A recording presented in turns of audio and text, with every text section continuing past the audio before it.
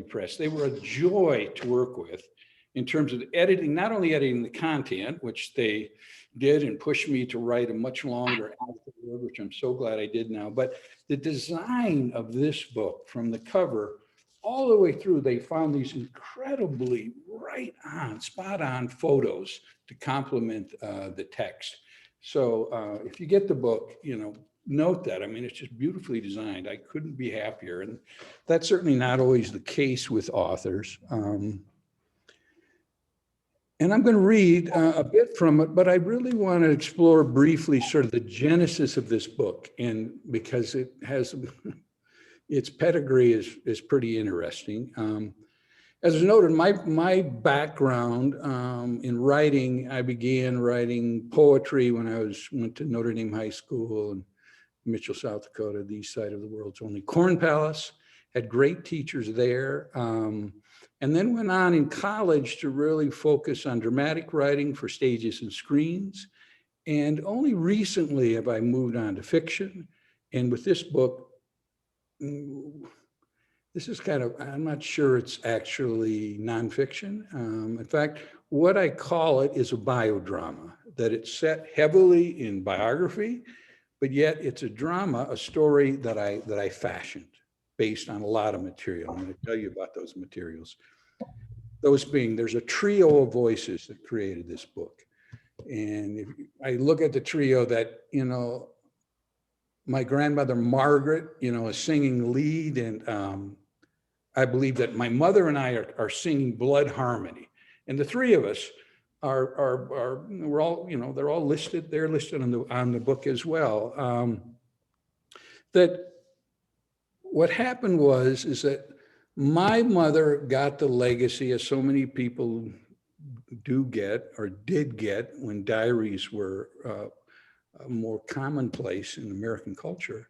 She inherited my mother's diaries, my grandmother's diaries, my mother, and she then passed them on to me. So I've had them for quite a period of time. But also, my mother was a great storyteller, and I had encouraged her rather strongly to write a memoir, which she did, this sort of self-published short memoir that largely focused on the period when she was a young girl in the 30s. She had this great memory and great storytelling ability. So those are the two key sources. The diaries, and particularly these diaries. I think I have 4 of these. They're from that period. You can see they're about the size of a deck of cards, a little bit thinner. And what they were is they were gifts from the old line Cedar Rapids Life Insurance Company. They gave them to their customers. And what they were is these little, I call them day books, brief little spaces, month by month, to chart, a life. And she did.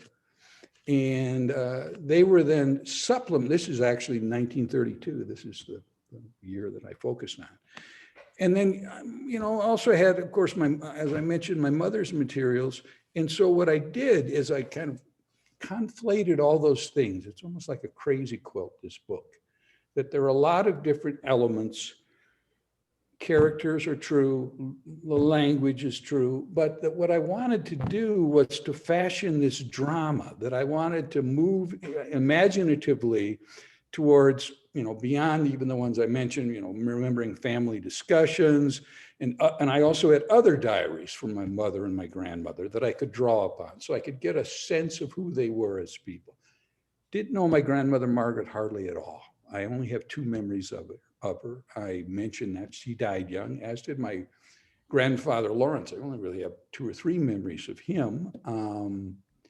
And so what happened is that somehow in reading these and thinking and just getting all what I thought were the interesting elements together, I somehow got kind of swept up in the ebb and flow of writing this book in conjunction with who she was. And I finally got a grasp about who I believe she was through her words, deeds, and events. And she also, a lot of these diaries are just the basic things. What's the weather today? What kid is sick? How much cleaning she did? Yada, yada, the mundane. But every now and then she just would focus in on something that she would say or address, or that was sometimes left a little unsaid that I wanted to explore. I think that, I like to use this quote from Emily Dickinson, who said that in one of her poems, she said, "I am out with lanterns looking for myself." And I think that dovetails nicely with another quote that I like from Lakota's, that is, "Memory is like traveling a trail at night with a lighted torch. The torch casts its light only so far, and beyond this is the darkness," right? A great way, I think, to look at memory. And so, that's where I traveled. I went with my little lantern into the darkness of my family's past, and I went looking for a story. And this is a matriarch story. My grandmother, Margaret, was indeed that. The book was originally called A Matriarch's Book of Days. No, sure, A Matriarch's Book of Days. It was originally called. And I'm so glad that we shifted that title. But that was what the center of it was. And, grandmother Margaret, in all the best senses of the world, she was, a matriarch, a pioneer in the wilderness, fraught with danger for her children, her husband, and herself. And in that maelstrom, she held forth, she abided, she endured. She was also, and I note in that extended afterword, an early 20th century corseted Catholic woman who was guarded in some of the things that she was willing to share, and had a very strong conscience, church going.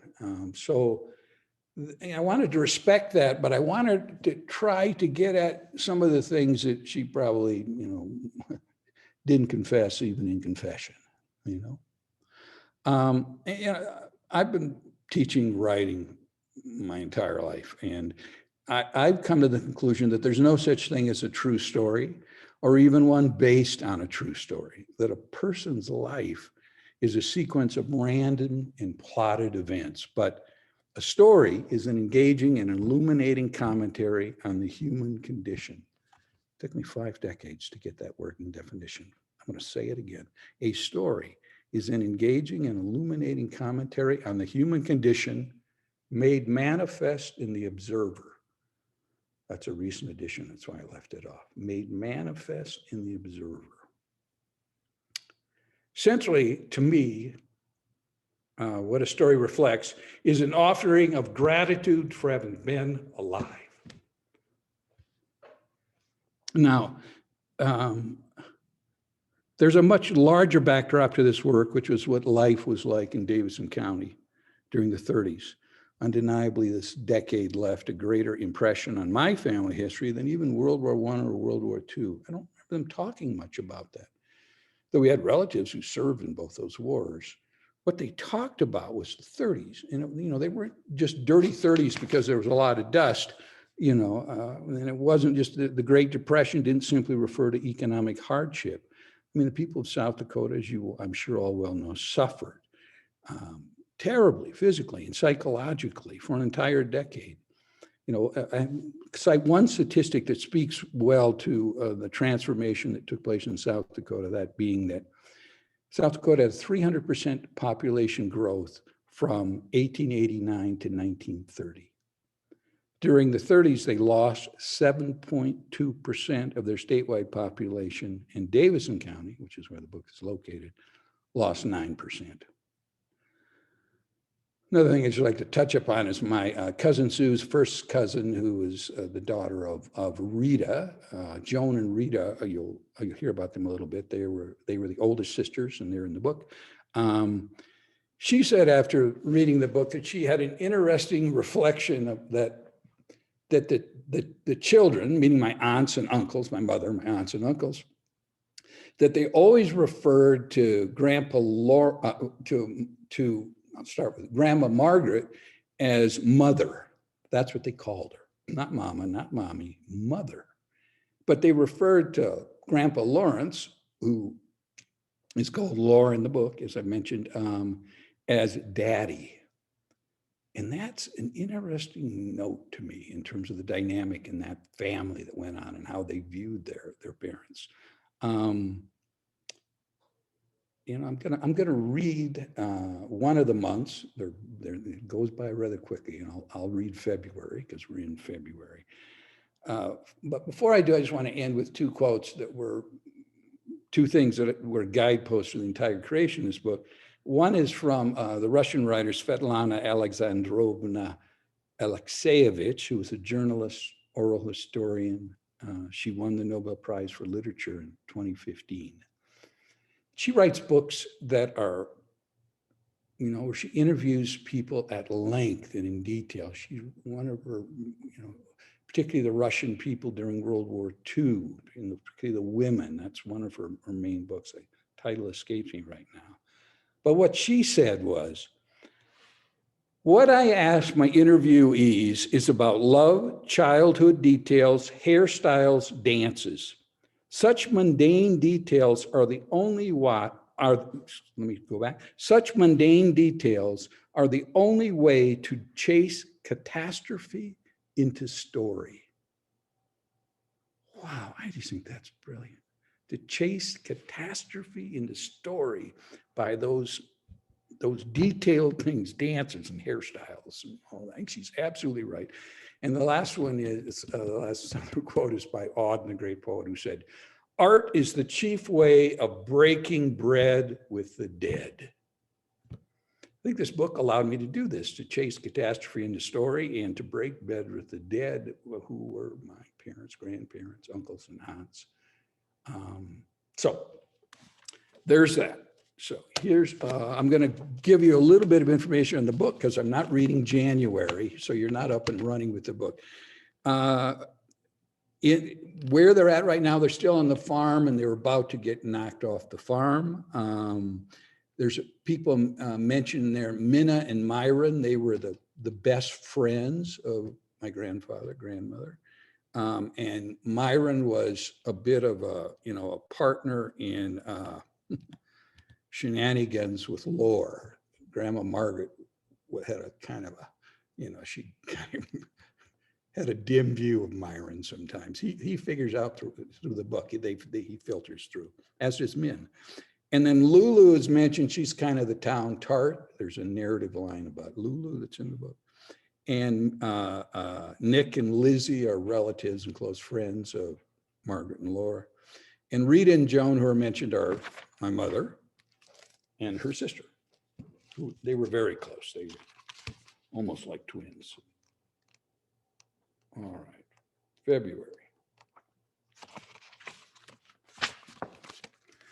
A little more light here, I think. Monday, the 1st. Baked breath, and she crosses out breath. Baked bread. Could only do a half dozen. Cling frost on every inch of farmyard. Looked pretty. Tuesday, the 2nd. Saw his shadow. Groundhog Day. Saw his shadow. Laura killing rabbits, snares them up to save the pelts. Hassenpfeffer for supper. Wednesday, the 3rd. My birthday, 35 years old. Made cake and terrible dust storms all afternoon. Thursday, the 4th. Min brought flannels, sewed me 2 aprons as well. Sure helped me out. Said Myron now down at Elkie Ward in Yankton to take the cure. Sure hope it takes this time. Friday, the 5th. Laundry had to get done. Laura had to help me. Looked like another dust storm on the west horizon. Didn't. Rabbit stew. Saturday, the 6th. Invited to a house party at Phil and Lulu's in town. Phil was Lulu's husband at the time. Nick and Lizzie going. I said no. New baby, nothing to wear, my hair, Lulu. Sunday, the 7th. Bank man skulked up, again had his suit on, said to pony up the rest or he'd talk to the sheriff. A long, old day. Rabbit stew. again. Monday the 8th, Laura to Carthage, hauled more rabbit carcasses and sold 3 more hogs. This time only got $13.50 and $3.33 for the pelts. Tuesday the 9th, sun refuses to shine. Not sure I blame it. Wind howled up the corners, long and mournful, day and night. Wednesday the 10th, Laura to Carthage, took over another big carcass order. All these rabbits must be hell spawn. I cannot eat another on a bet, but sure took the money. Thursday the 11th, Laura says it's done and done. Had to move to town this time. Mitchell. Friday the 12th, Lulu sent another invite for dinner. I wrote back real quick. The nerve. I know it was her, so why does she keep asking? Saturday the 13th, storming all day, kids all okay. Sunday the 14th, only washed kids' heads, too tired and too cold otherwise. Laura gave me his look again. She just had a baby the month before. Laura gave me his look again. I flat out ignored it. Monday the 15th, Laura to Carthage after slack coal. Better than cobs, I guess. Tuesday the 16th, Laura uptown to help butcher and get pig meal. Only had 2 more left and the little shoat. Still got to be fed. Also looked at rent house. Said it wasn't worth my bother. Wednesday the 17th, Laura to look at another rent house. Went with pitiful shape. Stayed for free concert in Eve at Corn Palace. Laura had on a snootful. Laughed so hard at the jokes he had to dab his eyes. Band good. Singer a little bitty thing in a red dress with a red mouth. Thursday, the 18th. Letter from cousin Cecil. Was in Wisconsin this time. Still owe him $3.65. Friday the 19th, butchered the sole, she spelled S-O-U-L and then crossed it out. Sole, S-O-L-E, beef. Gonna make some head cheese. Try to sell some. Rest needs to help us get through into spring. Saturday the 20th, taking care of meat, trying dry salt for once. Sunday the 21st, carving up jar beef, sure job. Forgot lids. Monday, 22nd, slow go. I'm coming down with something, just knew it. Tuesday, the 23rd, knee patch the overalls, need to hold back the wear and tear. Lead now aches like back. Wednesday, the 24th, baby already teething, early on everything. Laura got frost nip working in the barn too long, 2 fingers and 3 toes. Thursday, the 25th, Rita said she couldn't read straight, had eyes tested by Dr. Kelly, needed glasses, always something. Friday the 26th, Mrs. Schoenfeld died of candor. She crosses that out. Mrs. Schoenfeld died of cancer. Said at the end she was down to skin and bones, left 5 kids under 10. Real nice weather. Saturday the 27th, cold back, frigid cold. Stock starving for want of feed and everybody hard up. Sold last 2 hogs. Bank man got last of money. He's the swine, if you ask me. Should have gone up and told him so right to his fat face. Sunday the 28th, looked at 3 more town places, none much good. Took a long cold ride there and back. Monday the 29th, did the leap year. Sure glad it's at least done. Bitter cold out. Bone chill. At the end of them, they always had one little space for a monthly memorandum that they'd write in to kind of sum up the month in a way, or find some key element they wanted to repeat. And her monthly memorandum for February was, seemed like it wouldn't warm up ever again. So that's February. Questions?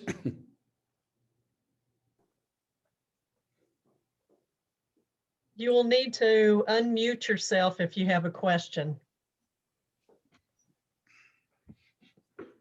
I don't have, this is Curtis. I don't have any questions, but at this moment, but I found a couple things there that were real interesting when Lawrence had that look again.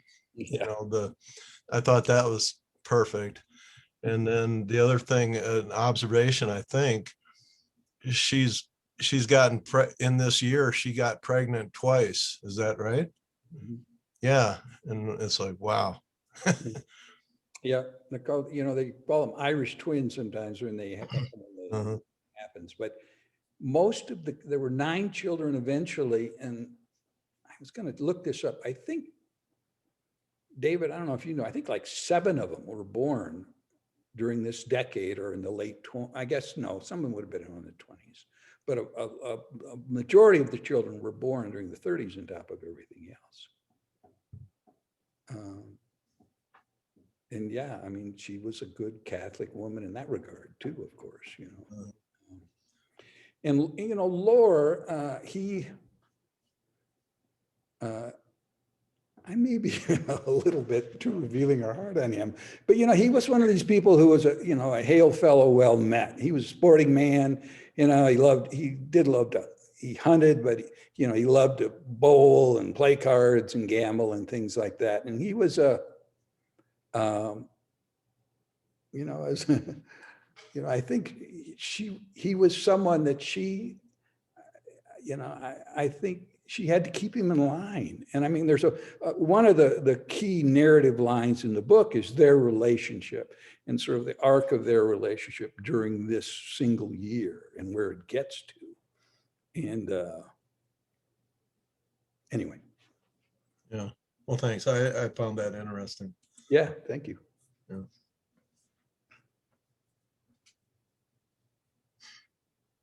Other questions?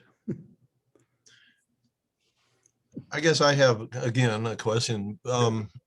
I guess from the little diary books that you had, so you kind of filled in some of the script then that is written. Is that what I understand? I took all those diaries, the elements that kept reoccurring that I found unique, Okay. and I just kind of put them into a huge data file, month by month. And I had supplemental diaries from like a 5-year diary from Margaret, and then supplemental diary from my mother as well, that was written in the 50s. And so what I did was, you know, for a while I was trying to figure out how to shape this, how to make it into being, you know, what I call a narrative, what I call, you know, I mentioned what I believe a story should be.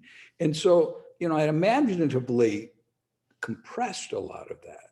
You know, I'll give you one, this is an isolated example, but an interesting example is that my great-grandmother died during one of these diaries. And my grandmother, Margaret, speaks very little about this, other than she kind of, and I think this might even have made its way in the book, she was concerned because, you know, like most of them, she was the midwife and she would deliver Grandma Margaret's babies, and she worried about that. But what was interesting is in my mother's diary, when Grandma Margaret died, she wrote a much more emotional and touching account. So I used her account, parts of it, and gave that to Margaret on the day that her mother actually died, right? And then, so that's one example where there was a transference. And why I said that it's a trio of voices, that there's this merger, though it's set in biography, it's set firmly in facts, that didn't interest me very much. It wasn't, you know, and I think there are plenty of those books that are, you know, accounts. I didn't want to write an account. I wanted to write a story. So. Craig, am I on? Yep. Yep. You are. I am now. Yes. Oh, okay. I'm sorry. Yes. You know, I just wondered if in kind of your research and stuff, were matriarchal families, I mean, certainly on our father's side, was the same thing. I mean, our grandmother, who we got to spend a lot more time with, because they lived obviously longer than Margaret and Lawrence did. But it was certainly a matriarchal. I mean, grandma kept everything together on the farm and everything, and took in, some kids that, were kind of abandoned by, and my grandfather was a great, lovable, happy-go-lucky guy. I don't think he was quite the bon vivant that maybe Lawrence was, Oh, but he he was wasn't. I certainly would say either, he yeah. was certainly a fun-loving guy where my grandmother was not fun-loving. But I think a lot of it had to do with the fact that she kept the family together. And I mean, she was the glue. And boy, when she told you to do something, you did it. And I don't remember my grandfather ever saying anything to me. But just wondered if that was kind of the way of the world and during those times, that there were so many of these women that really kind of carried the load and were really the people that kept these families together. And That was in no small part what attracted me to telling the kind of, as I said, the story, the matriarch story, that I certainly felt that was true. I mean, there's a long tradition of that in other cultures, of course, as well, including the Lakotas and, the babushkas and the Russian tradition that, you know, though they were certainly dominated by the patriarchs, that it seems to me that the matriarchs were, the ones who really kept the things, as you said, kept the things together, and Grandma Margaret was very clever in terms of just even putting food on the table, not to mention also, crafts that she did to make extra money as well. And, it's clear to me in the way she even, you're exactly right, David, that, Grandma Clara, wow. I mean, she'd go across that farmyard and you watched her, you made sure that, she was this old school German that, ruled the roost, and there's no question about it, and I didn't find that near as much with Margaret, other than she was so resourceful and so, I mean, clearly, I mean, she had a lot of physical problems and she had emotional problems. I mean, I think there was a stretch in there where she suffered from a real debilitating depression for a period of time, and surfaced out of it, finally. And that's part of, I concluded that particular dark period in the book as well. But yeah, it's my impression that that's true. And the more I think about it in terms of literature as well, that when that the power of that, the power of the matriarchy was undeniable, has been throughout history, I think, except it wasn't just acknowledged. Craig, Yes. this is Catherine. Stephanie has a question for you about this. Oh, okay. It's in the chat. Sorry, I didn't know it was there. Hi, Craig. Hi, David. And, okay, go ahead. Yes. My question is, isn't that still true? I started thinking about my Greek immigrant family and how my two grandmothers from Greece were definitely matriarchal and took care of everything. But everything we're reading right now about the pandemic that we're going through, which, there's you see it in the book, a lot of what we're dealing with, some families are dealing with right now. And you keep reading about, the moms are taking on so much with teaching the kids, trying to keep jobs going, losing jobs, but being resourceful. It's just, isn't it still going on?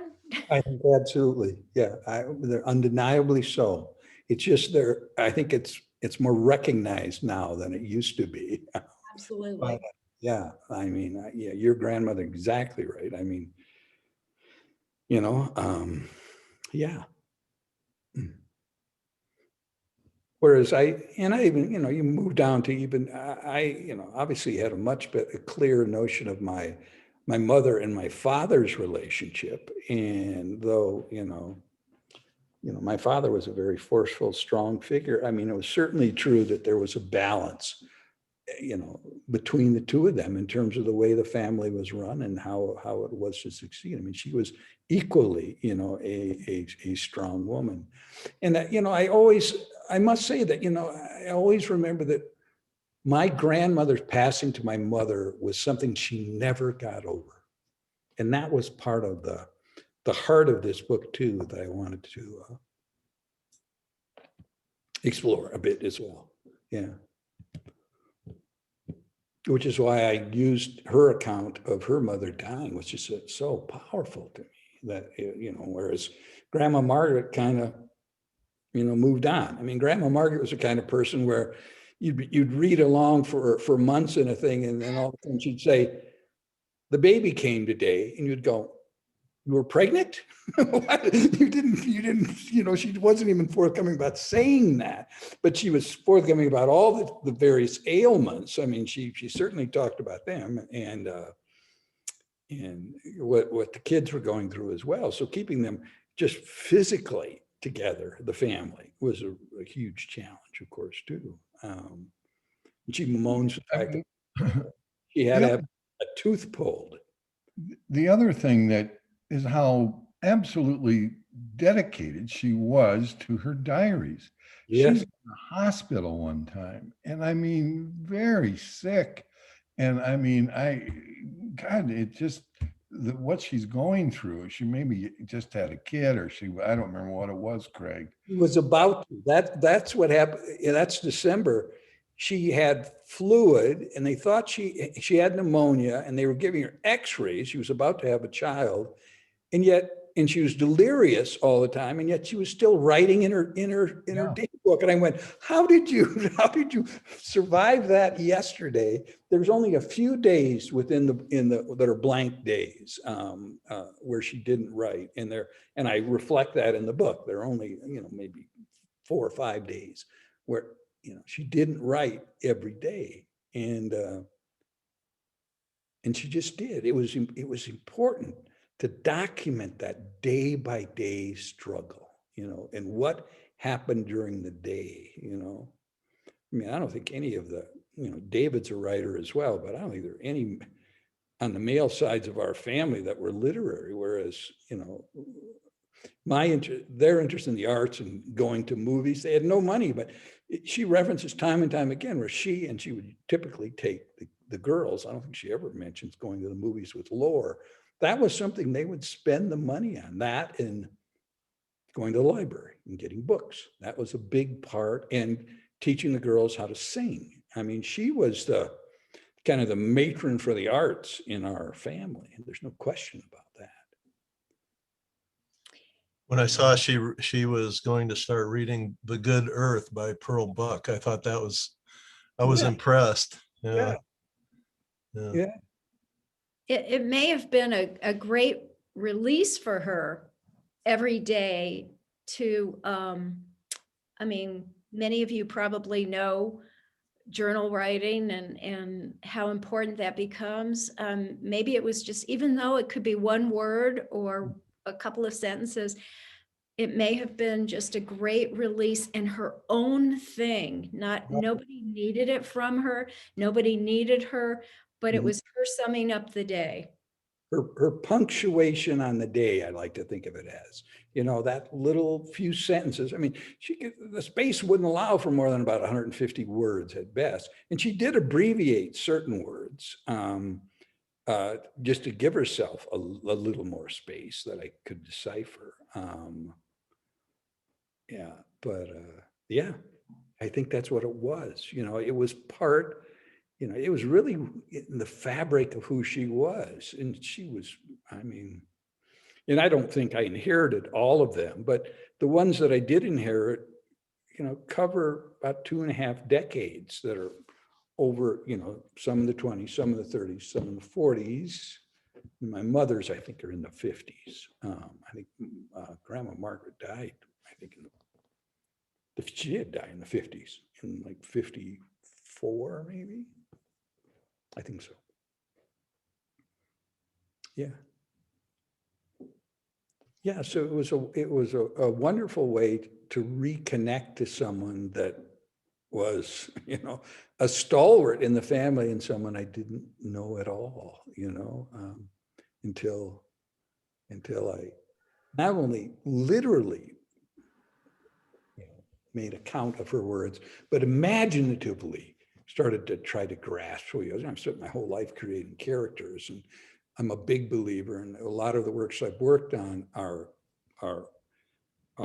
connected to historical figures. I love doing that part of doing the research to, but I firmly believe that all good storytelling is character driven, that, that's what we tune in for, who those characters are. And she became, it's like I mentioned that moment where all of a sudden I realized that I got her.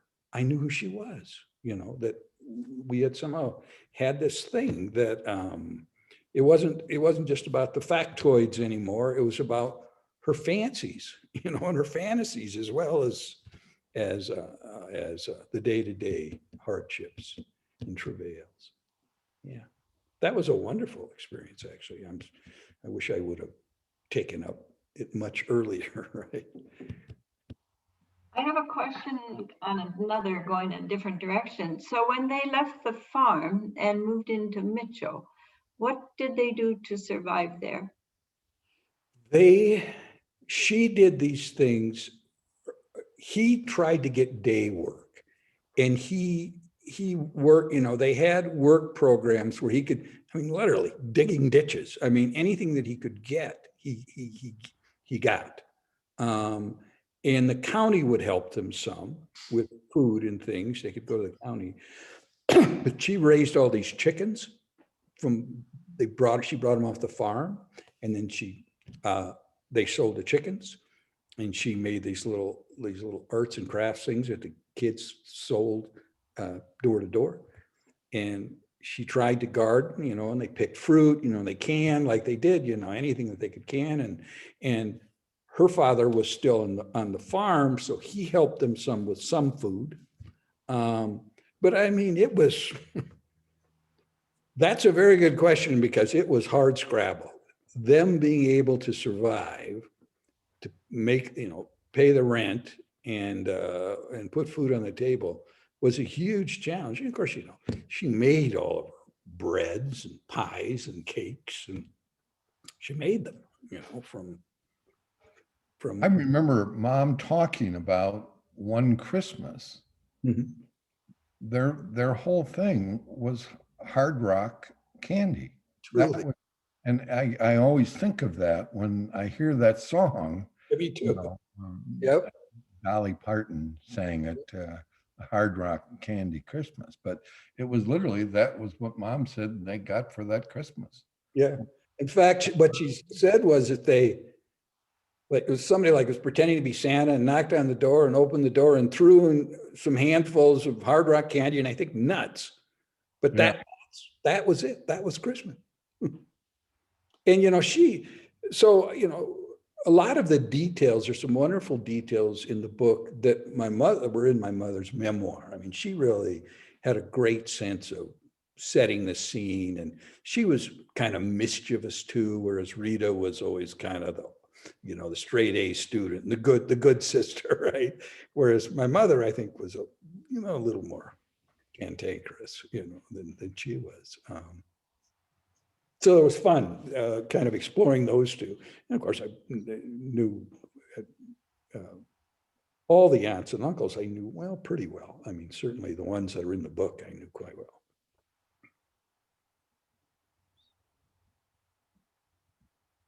Anything else? Craig, is that scene where your mother goes to, it's kind of a fair at the Corn Palace maybe, and she has the Yeah. snake wrapped around her. Was that in the diary or in your mother's diary? That's in her memoir. That is, what the story is that she and they went off to, it wasn't, I don't think it was Corn Palace. It was a carnival that came to town, and the carnival barker, was pitching this idea that if you'd come up and let him put the snake around your shoulders, you could get into the carnival for free. And my mother did it. My mother The freak show. You could get into the freak show. Yeah. Free, and then tell them what was in the freak show. Well, Well, she they thought had there was going to be a Chinaman there for some they reason. had geeks. And, I hope everybody's had dinner, but this geek would bite the head off a chicken. Yeah, I was a geek. Yeah, that's right. And she, of course, She fled. she says, I let him put a snake around my neck so I could see this. So boy, she lit out for home, but that was her. She thought, Right. Oh, that's right. You're right. show or something that's going to be real exciting. Then she got to witness this geek doing that to a Yeah, doing an Alice Cooper with a chicken. oh God. Oh. Yeah. No, that did happen. That's in the memoir. Yeah.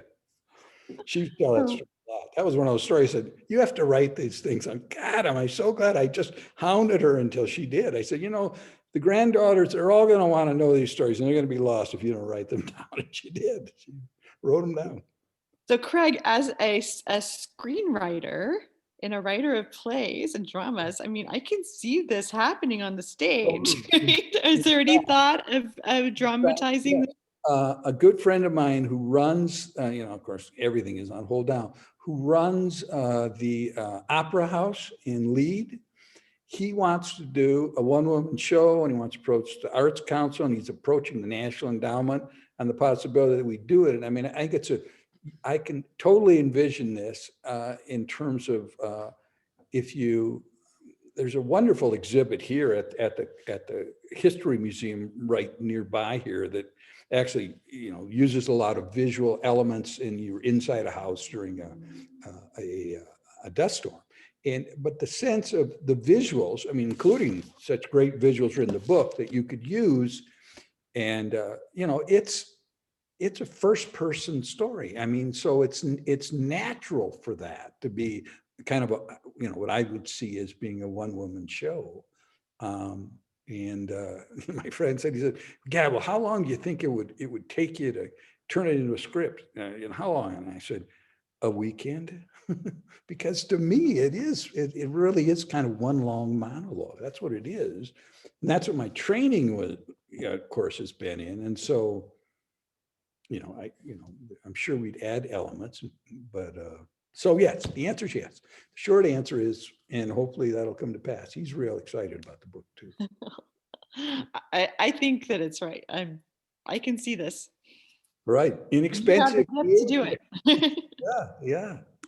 Yeah. I do too. I mean, I think if you got the right actress, I really think somebody could make it sing. I really do. Yeah. Listen, I have to get off, but Deidre, I just wanted you to know that Oh, look what you have.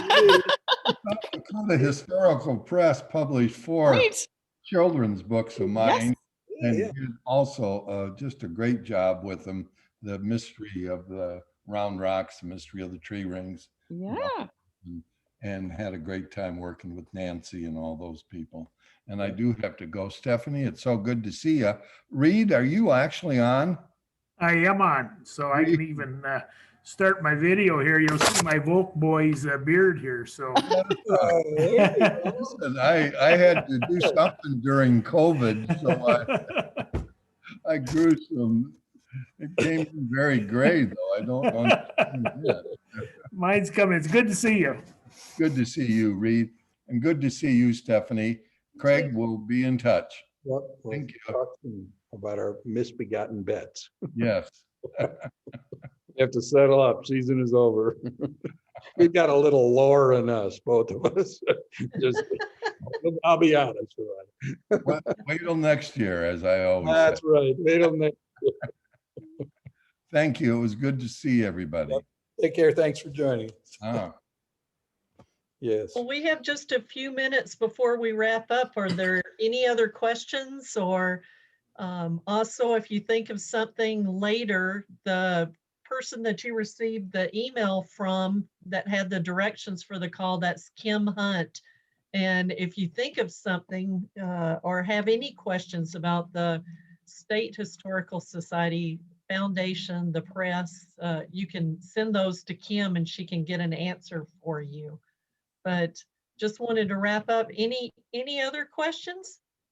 If I can quick ask, I have a diaries from my Aunt Elizabeth. This is back in Iowa, 1930s, 1932. Now, she was this young single woman, 22, 23, 24. And of course, Iowa didn't have the drought at that time anyway. But she just tells about how much socializing they did as far as going one place or the other to play cards, and then they go dancing and that sort of thing. A whole different picture than I had imagined of the Depression. So what about your families? That's certainly in the book. Laura enjoys that much better than Margaret does. He was a buddy who always wanted to go dancing, they'd have some drinks and, and do all this. So that was certainly a part. I mean, I remember that we talk about this with our parents too, the idea of, we was talking about yesterday with a friend, the idea of, playing cards and going what they called visiting. Let's go visiting. You just show up at some friend or relative's house, and that, on a Sunday typically, or a Saturday. And, there was that, and there were all those, the KC dances and the Elks dances and all of those things that, I think they actually were quite a social group. Of course, the challenge in the 30s was that nobody had any extra money of any kind. I mean, they were just trying to make a go of it. But yeah, I mean, I think it was certainly true that they weren't, she had to rein Laura in a bit with that. He was a guy, he was somebody out of Spoon River, like Fiddler Jones, who was always wanting to go play the fiddle somewhere, metaphorically. So yeah, that was certainly a part of their life. And Corn Palace was always having things. When we talk about various events that go on in the Corn Palace, that people would go to them as well. Concerts and they had free concerts and things during that period. Yeah. Boy, as hard as this year has been, wow, they did a decade of it. And they really did a decade. And it was as bad in South, Ken Burns' film, about the Dust Bowl, great film, which is really based on Timothy Egan's book, The Worst Hard Time, which is a great book as well. That was closer to here, kind of the Four Corners area, but you look at some of the data, and some of this is in the afterword in the book. So probably the worst conditions were in South Dakota. It's and it ran all the way from Texas through North Dakota. All those states suffered from it for a decade. I mean, they did, and somehow they survived. It kind of humbles me to think about them. And it was, I was writing this book before that, of course, but in retrospect, you go, God, how did these people abide and survive, as they say? Yeah. They did. God bless them. That's why we're all here.